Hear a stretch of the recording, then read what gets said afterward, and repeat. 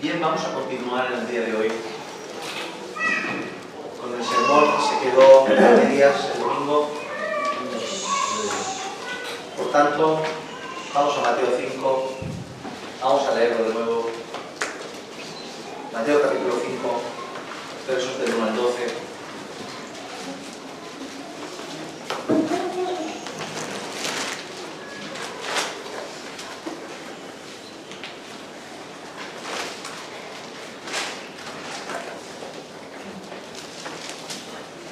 Señor, purifique nuestros labios para leer su palabra. Amén. Viendo la multitud subió al monte, y sentándose vinieron a él sus discípulos, y abriendo su boca les enseñaba, diciendo: Bienaventurados los pobres en espíritu, porque de ellos es el reino de los cielos. Bienaventurados los que lloran, porque ellos recibirán consolación. Bienaventurados los mansos, porque ellos recibirán la tierra por heredad. Bienaventurados los que tienen hambre y sed de justicia, porque ellos serán saciados. Bienaventurados los misericordiosos, porque ellos alcanzarán misericordia. Bienaventurados los de limpio corazón, porque ellos verán a Dios. Bienaventurados los pacificadores, porque ellos serán llamados hijos de Dios. Bienaventurados los que padecen persecución por causa de la justicia, porque de ellos es el reino de los cielos.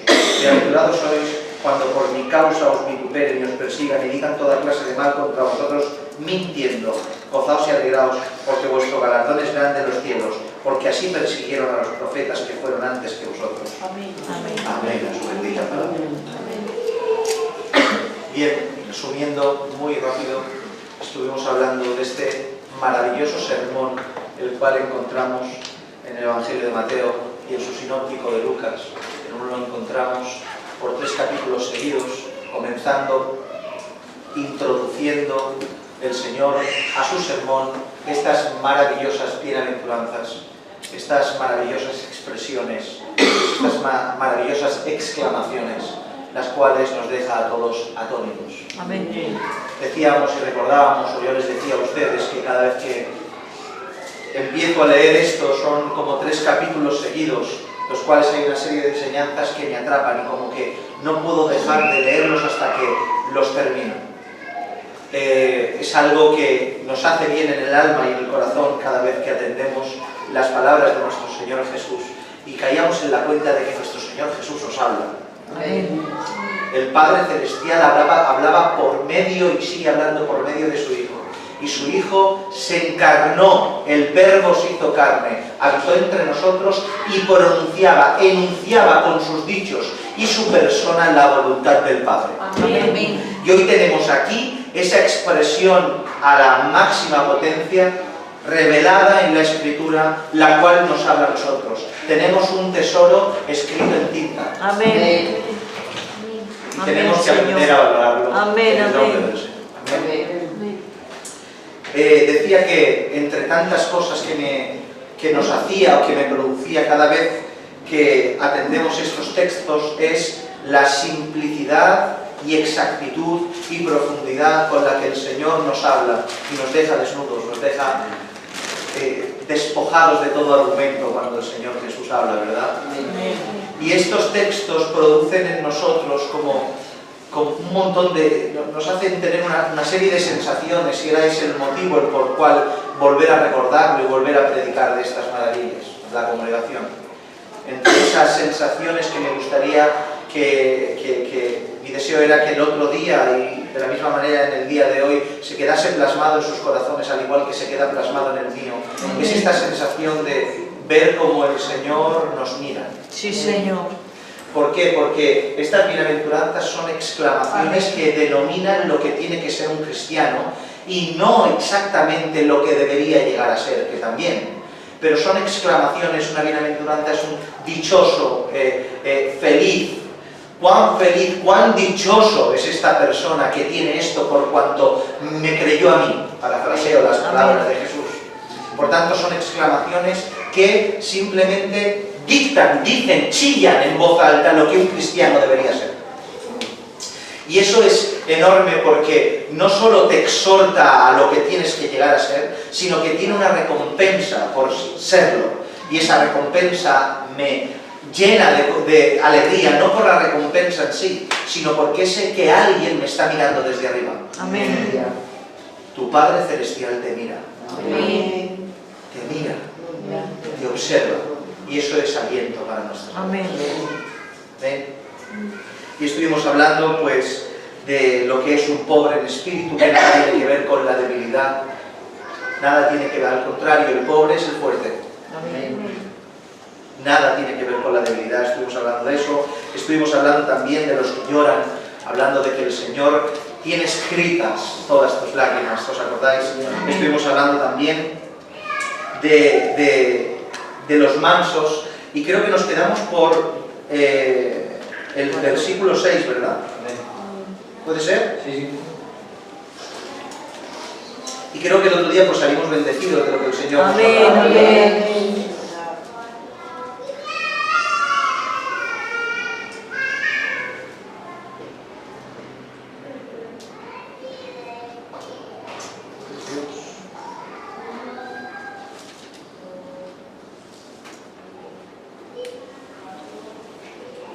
Bienaventurados los que tienen hambre y sed de justicia, Amén. porque ellos serán saciados.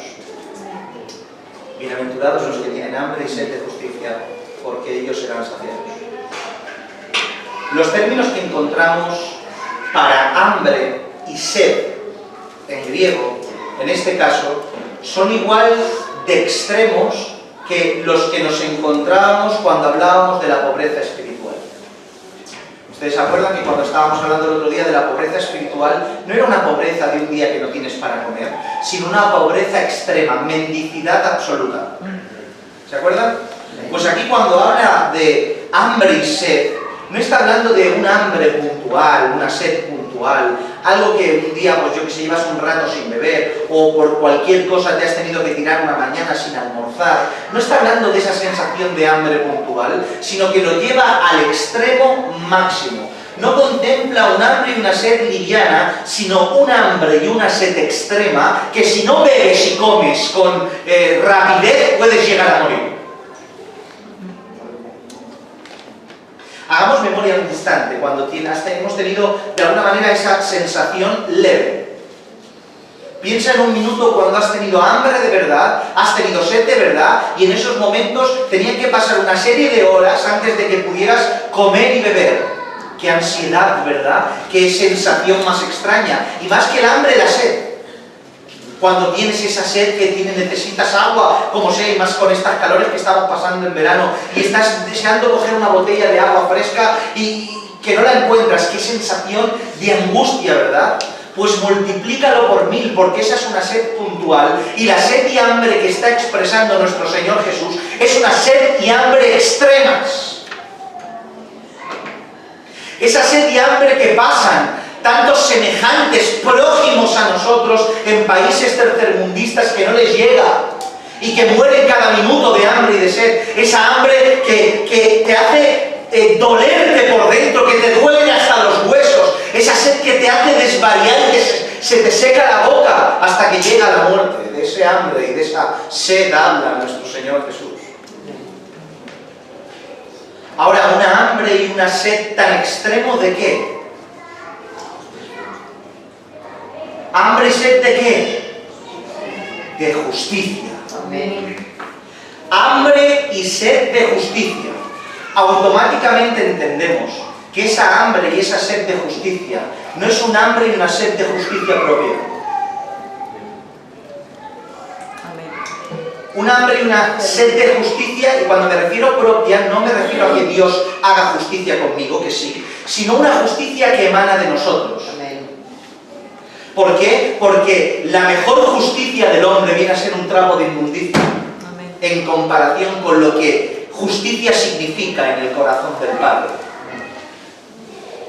Por tanto, automáticamente entendemos de que se trata de una justicia de Dios. ¿Entienden esto? Amén. La justicia es un atributo muy destacable en Dios. Tiene muchos atributos Dios, los cuales son atributos que se muestran y se expresan a la creación para que podamos conocer un poco la esencialidad divina, un poco por encima, rasgando la superficie de lo que es Dios. Y Dios es muchas cosas, entre lo más destacable o popular que conocemos respecto a sus atributos, conocemos el amor de Dios. Amén. Dios es amor en esencia, ¿sí? Conocemos la misericordia de Dios, ¿verdad? Pero también conocemos lo que es la justicia de Dios. Dios es justo por naturaleza y esencialidad. Dios es justicia. Y es un atributo destacable, es tanta la justicia de Dios, tiene Dios tan presente su justicia, que el plan de redención, la obra milagrosa de la cruz de Cristo, pasa por satisfacer ese atributo del Padre. Fíjense si es importante la justicia de Dios, que una parte del plan de Cristo está implícitamente destacable y destacable la justicia del Señor. ¿Por qué? Porque el hombre y la mujer pecan. Cuando pecan, Dios quiere extender su misericordia y arreglar el desastre que el hombre produjo. Y Dios es Dios y lo podría haber hecho con una palmada, con un chasquido de sus dedos, pero no lo hizo así. Porque si el Señor llega a satisfacer a satisfacer su misericordia, a extender su brazo de misericordia a la humanidad, sin antes satisfacer su justicia, hubiéramos encontrado un Dios que extiende su amor, pero olvidando su justicia. Un Dios injusto. Pero en cambio, mandó a su Hijo para morir en una cruz, ¿para qué? Para que la justicia fuera satisfecha en Cristo, para que tú pudieras recibir la misericordia. Amén, amén. Para que veáis si la justicia del Señor es algo tan importante y es un atributo tan fresco, por así decir, en el corazón del Señor, y tan aplicable y tan increíble, mis hermanos. Bien, la justicia de Dios la conocemos no solo por lo que Él es, por su esencialidad, como hemos dicho, Dios es justo por naturaleza, sino por lo que Él aplica. ¿Sí? Dios es justo, pero conocemos que Él es justo porque aplica la justicia. Amén. Y sabemos que a Él no se le pasará nada y aplica la justicia. Lo vimos, lo vemos y lo veremos. Amén. Dios es justo, fue justo y será justo. Amén. Pero la justicia que estamos hablando y que podemos entender de Dios, no solo la conocemos y la entendemos por su esencialidad, tampoco solo la entendemos por lo que Él aplica, sino también por lo que Él implanta. ¿Qué hace la ley en nuestra sociedad? Cuando alguien comete un delito y se le implanta justicia, se le impone justicia, se le está aplicando la justicia de la pena por infringir la ley. Pero la ley en sí hace que la justicia se aplique, ¿entienden? Amén. Por tanto, la justicia de Dios tiene que ver con la ley de Dios. Dios, cuando dio sus mandamientos, no solo demostró su amor, no solo demostró su misericordia, sino que también aplicó su justicia. Amén. Tener ley es tener una sociedad justa. Amén. Pues cuánto más en el Señor. La ley de Dios no es gravosa, la ley de Dios hace que vivamos justamente. Amén. Porque Dios es justo, aplica justicia y establece justicia. ¿Hasta aquí bien? Amén. Pues de esta justicia divina es la que está hablando esta bienaventuranza. De esta justicia, de esta sed y hambre de justicia, es la que está hablando Cristo. No de una justicia personal, no de un concepto de juicio personal, sino de la justicia divina. Amén. Por tanto, por un lado, encontramos el cristiano tiene esa hambre y esa sed, y la ve reflejada cuando ve las injusticias que hay en este mundo. Claro que sí, este mundo es injusto. Mientras que la gente se muere de hambre, otros comen y beben oro, literal. ¿Lo han visto por la televisión? Oro. No saben en qué gastarse el dinero y cocinan con oro. Se bañan con oro. Ostentación, una locura. Y la gente no puede beber ni agua en algunos países. Hay gente que tiene por demás y sus asesores a nivel económico le asesoran que cómprate un Ferrari, así no paga porque se lo va a llevar igual el gobierno a impuestos. Y hay otras personas que no pueden pagar el alquiler y sus hijos les hace falta material para la escuela y no tienen. Y nosotros queremos que esa justicia sea saciada en nosotros. Pero más que esa justicia, más que el mundo tenga un equilibrio, tzedakah, ¿os acordáis? Tzedakah es hacer justicia. Por tanto, cuando venga Cristo equilibrará la igualdad de todos. La iglesia primitiva lo intentaba. Vendían todo lo que tenían, lo ponían a los pies de los apóstoles para que todo el mundo tenía igual, porque ese hambre y esa sed la aplicaban a nivel local. Amén. Es maravilloso, mis hermanos. Amén. Pero es un hambre y una sed de justicia, no solo para que todo termine, porque deseamos que todo termine. Amén. Deseamos que Cristo venga. Amén. Y que cuando Cristo venga implante justicia. Y Él no dejará al impío sin castigo, ni tampoco al justo sin recompensa, sino que su justicia perfecta será aplicada. Pero este hambre y sed de justicia no solo se queda ahí, sino que el cristiano de verdad, el cristiano verdadero, anhela que su justicia representada en su ley se implante hoy. Amén. Así sea. Tenemos hambre y sed de su ley. Amén. Y por ende tenemos hambre y sed de que por medio de esa ley su justicia se aplique, el reino de los cielos se acerque. Venga tu reino, dice la oración. Amén. Que venga su reino no es que venga en las calles de oro ni las puertas de perlas. Que venga su reino es que venga Él. Amén. Y que venga Él es que venga todo lo que Él trae. Amén. Y lo que Él trae, aparte de 1.000.000 de cosas, es su perfecta justicia. Que gloria tenga su nombre. Aleluya. Pues quiero decirte algo, cristiano y cristiana que me escuchas en el día de hoy. Si tienes hambre y sed de esa justicia te será saciada. Aleluya. Y serás constituido bienaventurado por Él. Amén. Amén. Gloria sea, Señor. Hambre y sed de justicia. Aleluya. Hambre y sed de justicia. ¿Tenemos hambre y sed de justicia? Amén. Ay, Señor.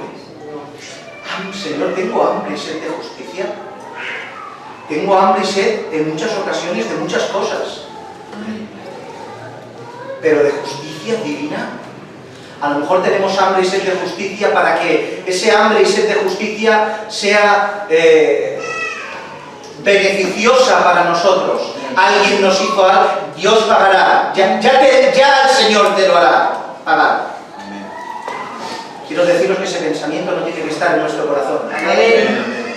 Está claro que el Señor pagará si te han hecho un agravio, pero tú tienes que orar por tus hermanos y tus hermanas que te han hecho el agravio para que se arrepiente y Dios quite su mano y implante la misericordia. Amén. Pero verdaderamente está ese deseo de justicia, ese hambre, verdaderamente morimos de hambre y de sed por esa justicia. Es algo que tenemos que implantarnos. ¿Se han dado cuenta que las bienaventuranzas no solo son exclamaciones, que es una exclamación de lo que es un cristiano, pero también nos exhorta? Amén. Porque cuando Dios habla de lo que un cristiano debe ser, yo me reflejo en esa imagen de lo que un cristiano tiene que ser y veo y me avergüenza su verdad. Pero esa vergüenza produce en mí un dolor positivo, un dolor que me hace mejorar y rectificar. Amén. El daño que inflige Dios con su palabra es necesario y bueno. Amén. Se convierte en dulce, no es amargo. Amén. Amén. Por eso que su ley, que su palabra, que su exhortación, que cuando te rompa el Señor con sus manos, aunque te duela, alégrate en el alma. Amén. Porque es tu Padre Celestial quien te cuida. Amén. Hambre y sed de justicia. Gloria a su nombre.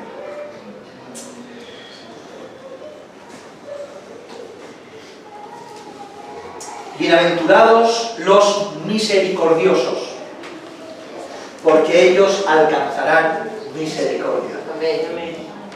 Qué maravilla, ¿verdad? Bienaventurados los misericordiosos, porque ellos alcanzarán misericordia. No es ninguna casualidad, de que Cristo mencione la misericordia inmediatamente después de mencionar la justicia. ¿Se han dado cuenta? Bienaventurados los que tienen hambre y sed de justicia, y seguidamente bienaventurados los misericordiosos, porque ellos alcanzarán misericordias. ¿Por qué? Porque para lo que Dios es innato, para el hombre no lo es tanto. Dios en esencia es justicia, en esencia es misericordia. Por tanto, Él, cuando extiende su misericordia, siempre lo hace con justicia. Y cuando extiende su justicia, siempre lo hace con misericordia. Pero a nosotros, los seres humanos, nos cuesta.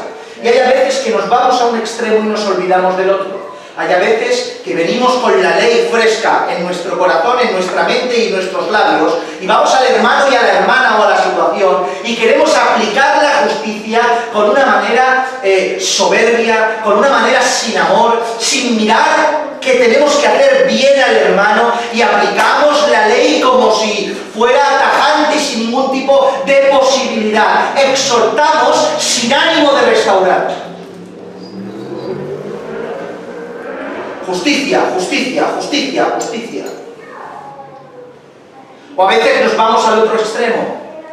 Hombre, extendamos la misericordia. No pasa nada. Vamos a darle otra oportunidad. Y con ese amor fingido y ficticio que nada tiene que ver con el amor del cielo, extendemos nuestro amor, nuestra misericordia, olvidándonos de la justicia divina. ¿Y qué ocurre? Que queda esto completamente desigualado. Porque cuando apliques la justicia, tienes que hacerlo con misericordia. Y cuando extiendas la misericordia, tienes que hacerlo con justicia. ¿Estáis aquí? Amén, amén. Por eso, rápidamente de la justicia, ¿tienes hambre y sed de justicia? Vale, pero seguidamente, bienaventurados los misericordiosos. Amén. Porque la justicia y la misericordia tienen que ser como las dos manos. Amén. La derecha y la izquierda. Tienes que abrazar con las dos, no solo con una, mis hermanos y mis hermanas. Aquí nos encontramos con una pauta que se repite y corre a lo largo de todas las Escrituras, y esto es la ley de la siembra y la ley de la cosecha. La ley de la siembra y la cosecha. Básicamente esto significa, coge una analogía del campo, del cosechar y del sembrar y el cosechar, y todo lo que uno siembra es esto lo que segará. Una persona no puede desear tener tomates y plantar patatas. Si uno planta patatas, ¿qué vas a cosechar? Patatas. Es imposible y es una anomalía mental el decir, voy a plantar patatas, pero quiero cosechar tomates. Es un absurdo. Es un problema que uno tiene y parece que se le olvidó lo que sembró. Y esto pasa a veces. A veces recogemos tempestades y se nos olvida que sembramos vientos. ¿Por qué recojo una tempestad? ¿Que no ves que sembraste viento? Y cuando uno siembra viento, recoge tempestades. Porque la ley de la siembra y la cosecha es una ley que se repite a lo largo de la vida del creyente. Amén. Y aquello que tú aportas es aquello que tú recibirás. Pues en esta bienaventuranza vemos el mismo principio, pero ahora reflejado con la misericordia. Aquel que tenga misericordia alcanzará misericordia.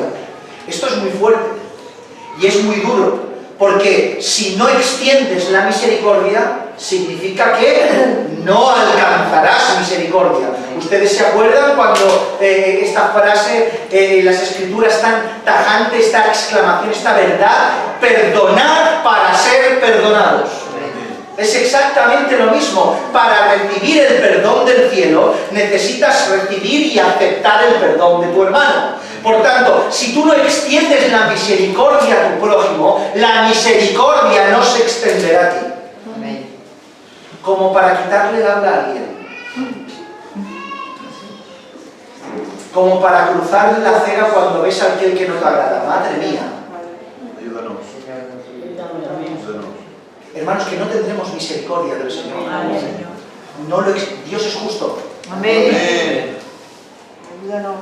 Dice la Escritura, Santiago 2:13, porque juicio sin misericordia se hará con aquel que no hiciere misericordia, y la misericordia triunfa sobre el juicio. Amén.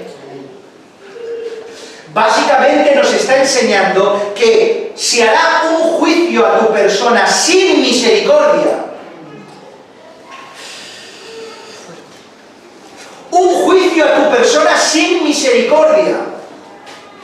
¿Eso qué significa? Que ¿El Señor dejará de ser misericordioso? No, sino que tu postura hará que la justicia tenga que ser aplicada y hará imposible que la misericordia del Señor sea extendida. Pero si tú te arrepientes y con todas tus fuerzas intentas adaptarte, ajustarte a lo que el Señor quiere y le pides perdón y doblegas tu corazón y doblegamos nuestra cerviz, recibiremos un juicio con misericordia y la misericordia triunfa sobre el juicio. Amén. Amén. Gloria a Dios. ¿Qué es entonces misericordia? Tanto en hebreo como en griego vienen a significar lo mismo, básicamente compasión, mis hermanos. Compasión. Compasión. Pero va más allá de la compasión. Tiene que ver con hacerte partícipe del dolor de tu hermano, del dolor de tu hermana. Pasar las miserias de tu hermano y de tu hermano por tu corazón. Y cuando pasas las miserias de tu hermano y de tu hermana por tu corazón, sientes por unos instantes su dolor. Y al ponerte en su lugar y sentir su dolor, te vuelcas a ayudarle. Amén. Hemos olvidado el ponernos en el lugar del prójimo. Amén. Emitimos juicios sin misericordia. Y nos hemos olvidado en ponernos en su lugar para ver cómo está. Amén. ¿Verdad, Señor? Pasar sus miserias por nuestro corazón y compadecernos de nuestro hermano, compadecernos de nuestra hermana. Dios pasó tus miserias y las mías por su corazón. Amén. Y de su corazón salió la cruz. Amén. Amén. Amén. Muy bien. Vio a Adán y Eva y al resto de la humanidad en su omnisciencia perfecta y pasó las miserias del hombre por su corazón, y del corazón salió una cruz. Una cruz diseñada para que su hijo muriera en tu lugar. Ay, Señor.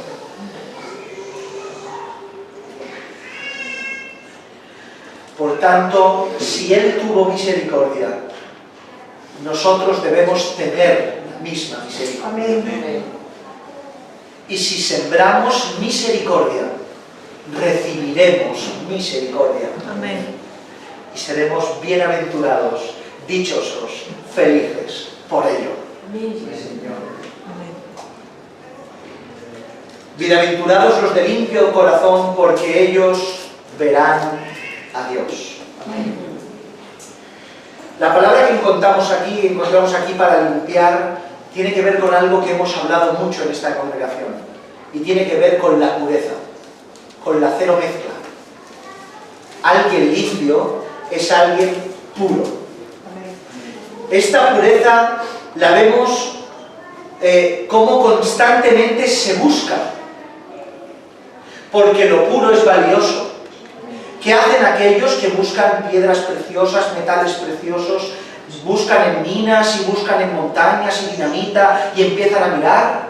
Están buscando metales y cuando esos metales los encuentran, los pasan por diversas pruebas para que sean hallados perfectos, y lo que no es puro lo desechan porque anhelan tener una pieza de metal genuino, 100% puro, 100% oro, 100% plata, sin aleaciones que contaminen o degraden la pureza del metal. Por tanto, en un cristiano, a lo que la limpieza se refiere, no se trata a no encontrar absolutamente ningún error en esa persona. Tu pureza, hermana Carmen, no tiene que ver con que te equivoques. Aunque te equivoques, sigues siendo pura. Amén.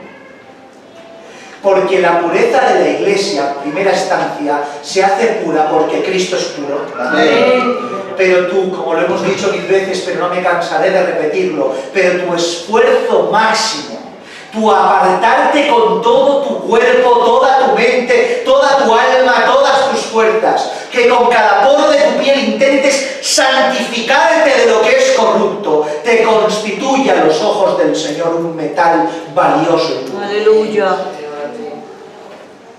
Pureza, pero necesitamos una responsabilidad para con ello. No te conformes o no creas que porque Cristo te purificó no puedes llegar a estar envuelto en medio del barro.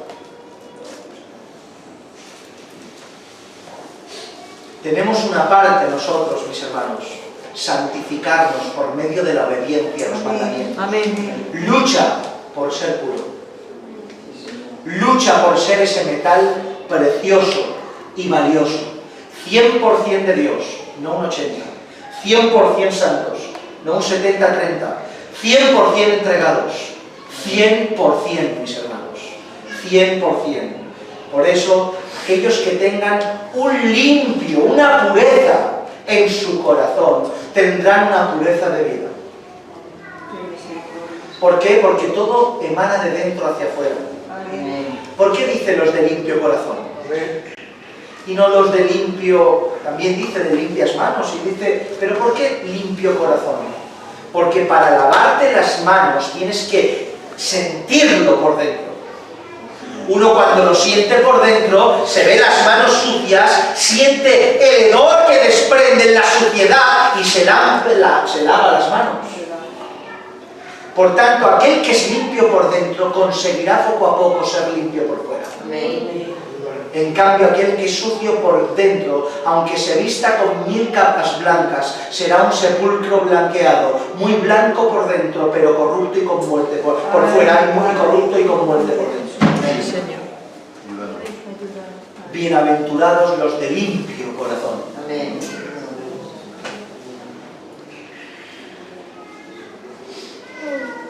Bienaventurados, ¿cuánto tiempo llevamos?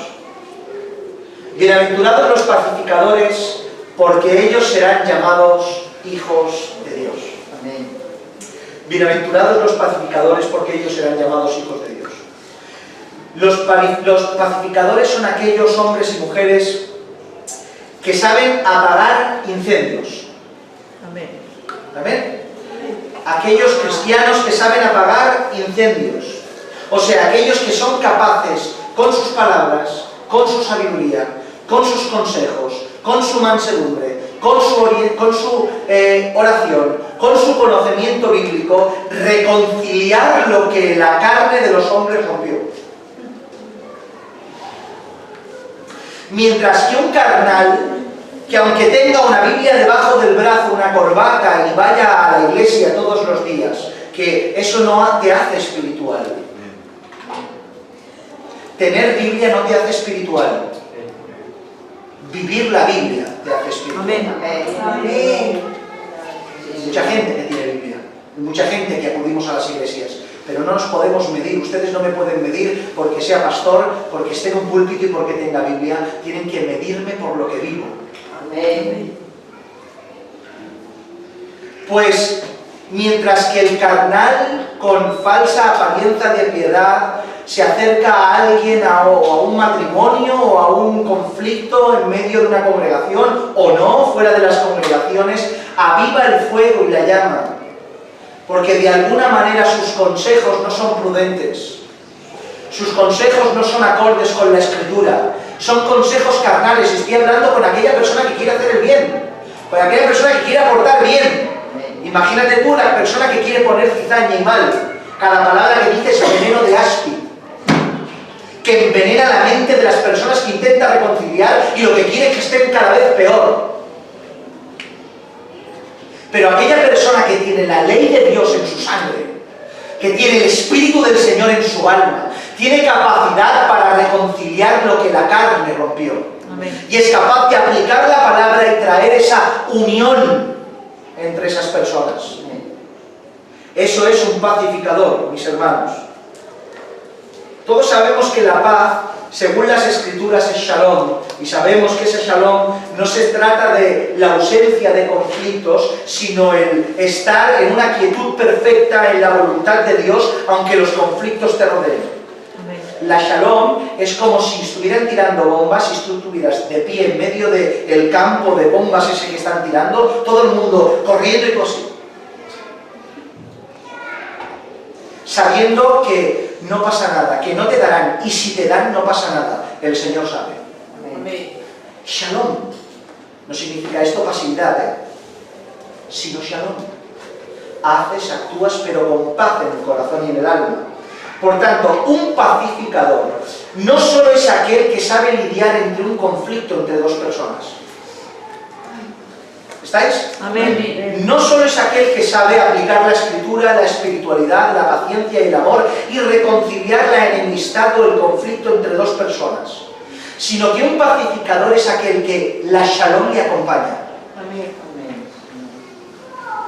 Es aquella persona que entra en un lugar y su espíritu que sale por su cuerpo trae paz al lugar que llega. Es aquella persona que está en un lugar y solo escucharlo hablar te tranquiliza. Es aquella persona que sin hablar, sabiendo lo que le pasa y sabiendo cómo está en medio de lo que le pasa, hace que en ti se produzca calma. Por tanto, fijaos si es tan simple ser pacificador. Es tan simple como ser cristiano y tener shalom. Porque no tienes que hacer nada, innatamente lo haces. El cristiano tiene que tener shalom. Y cuando el cristiano entra en un lugar, el ambiente tiene que cambiar. Sí, Señor. Por eso nos constituimos pacificadores, no solo por activa, sino también por pasiva. Somos pacificadores cuando actuamos, pero también somos pacificadores cuando no hacemos nada. Porque yo cuando veo a un hermano o una hermana que en medio de la aflicción está quieta, con paz, con alegría en su alma, con shalom, confiando en el Señor, en mí produce shalom. Amén. En mí produce calma, en mí produce confianza, en mí produce fe. Amén, Señor. Amén. Por tanto, bienaventurados los pacificadores. Amén. Bienaventurados los pacificadores, porque ellos serán ¿qué? ¿Pero qué dice? Llamados. Está por hecho de que son. Amén. Amén. Serán llamados hijos de Dios. Por supuesto que lo son, pero no solo es que lo son, sino que los llamarán, porque el que tiene shalom se nota. Y el que tiene shalom se nota, y a ese que tiene shalom lo llamarán, mira, un hijo de Dios. Un hijo de Dios. Uno que fue salvo por él.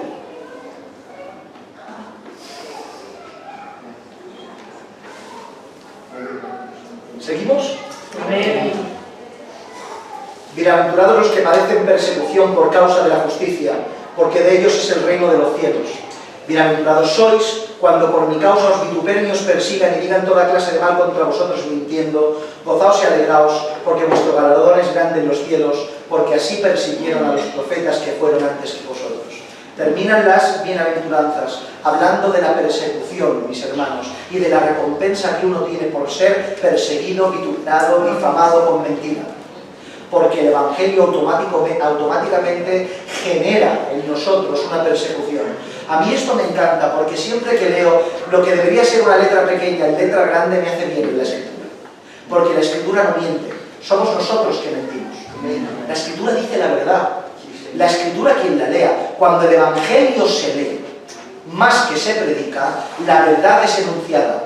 Y la letra pequeña, que en los contratos comerciales es muy pequeña, porque no les interesa que la leas, porque quizás si la lees dices no.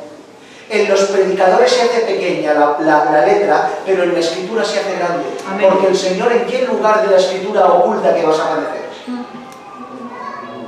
¿Hay en algún lugar de la Escritura que el Señor oculte los padecimientos? Que va, al contrario, los pone como un regalo.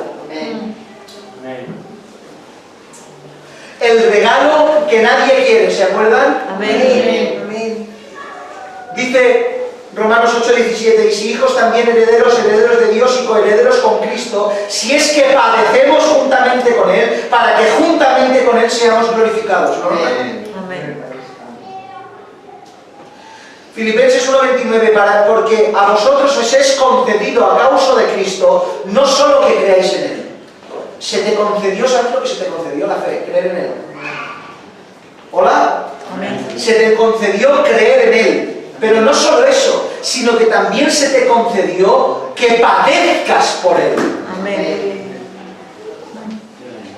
Que padezcas por Él. Por tanto, el padecimiento no solo es una letra grande y no una letra pequeña, sino que está envuelto en un regalo gigante con un lazo para que todo el mundo lo vea. Porque lo que en un porcentaje elevado, no todos, ni por asomo, hay gente que predica la verdad por todo el planeta Tierra, pero tenemos tendencia a ocultar el mensaje verdadero, porque si no, las iglesias se nos vacían. Pero lo que los predicadores ocultamos, el Señor lo envuelve en un lazo y te lo da como regalo. Amén.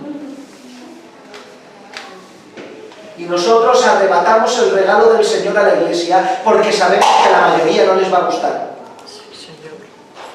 Pero si viene del Señor, cojámoslo. Amén. Estos padecimientos, como ya hemos hablado, terminamos, estos padecimientos, como ya hemos hablado, nada tiene que ver con las aflicciones de la vida, las aflicciones del cuerpo, enfermedades, aflicciones económicas, no tiene que ver con el transcurso de los males que acontecen a la vida del creyente, sino tienen que ver con lo que acontece por causa del Evangelio. Amén. Sino también la bienaventuranza dice, bienaventurados sois cuando por mi causa, Amén. Amén. Amén. no porque sin ninguna causa. La bienaventuranza no viene cuando sin causa estás mal. La causa te hace bienaventurado, ¿estás? Amén. La causa es la que te hace bienaventurado. Sin causa no hay bienaventurado que valga. Es que padezco, es que tengo enfermedad, es que mi marido partió, mi mujer partió, o es que mis hijos partieron. Son cosas, tragedias terribles que sesgan el corazón del hombre. Pero el Señor no está hablando de los padecimientos extremos de la carne. Esos son pruebas que superadas son una bendición enorme y tendrán su galardón en el cielo. Pero no habla de eso, sino del Evangelio. Cuando por causa de su nombre padecemos, nos persiguen, nos insultan, nos vituperan, todo nos matan o matan en otros lugares porque aquí no. Eso te constituye bienaventurado. Amén.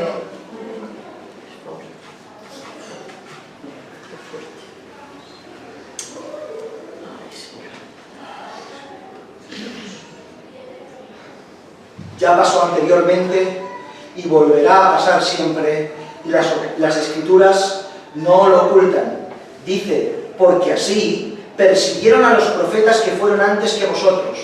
¿A quién están hablando? A los apóstoles. Amén.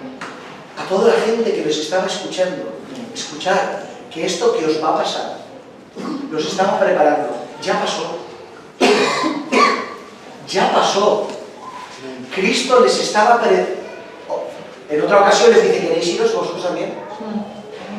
Marchad. No pasa nada. Hay 7.000 que nunca doblarán rodilla, eso no lo dice, pero no pasa nada. Y Él los pone en tesitura, nuestro Señor Jesús. A los que vinieron antes los persiguieron. A mí me perseguirán y a vosotros también lo harán. Amén. Por tanto, si a los profetas persiguieron, si a los apóstoles persiguieron, si a los que siguieron a los apóstoles a los que siguieron después de los apóstoles también persiguieron, ¿os creéis que si no hacemos las cosas correctas no nos perseguirán también a nosotros? Podemos entender que la persecución viene implícita en la vida correcta del Evangelio. Amén. Amén. Sí, Señor. Es algo que está pegado, no puede separarse. Por tanto, cuando no hay persecución y todo va bien, hay que hacer un autoexamen si el Evangelio que estamos viviendo es genuino o no. Amén. Porque cuando todo está calmado, y aquí no se tiene que ser masoquista y desear el mal, cuando todo está calmado, todo va bien, con todo el mundo bien, todo perfecto, no hay nada, es un problema porque quizá nos hemos adaptado para que...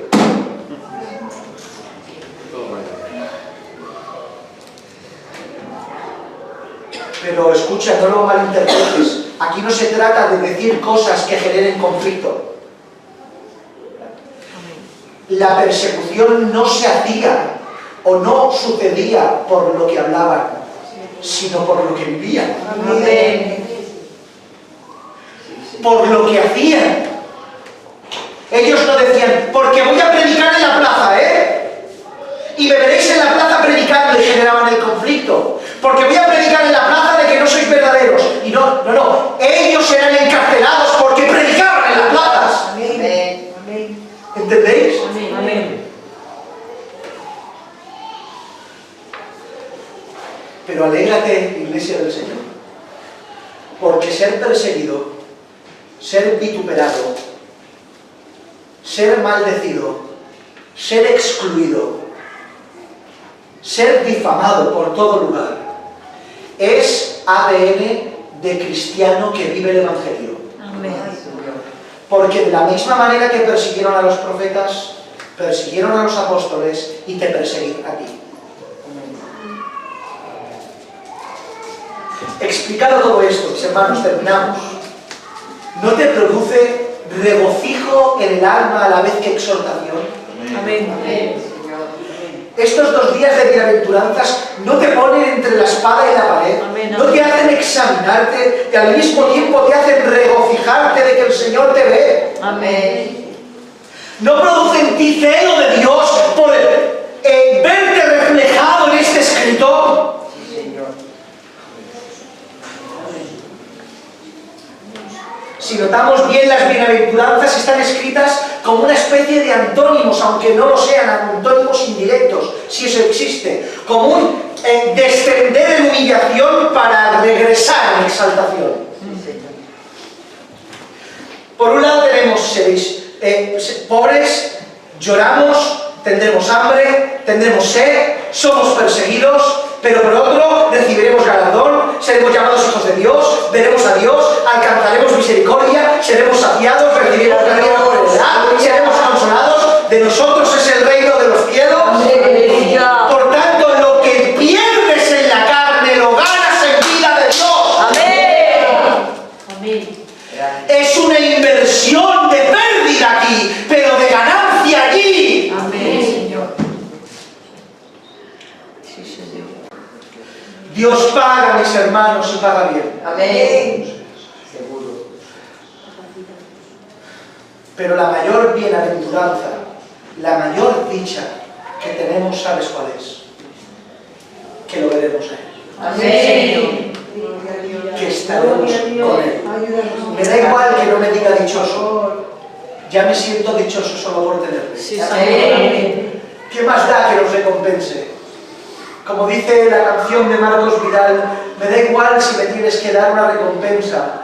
¿En qué lugar de la mesa? Si tengo corona, solo déjame mirarte, cara a cara. Amén. Un minuto cara a cara solas.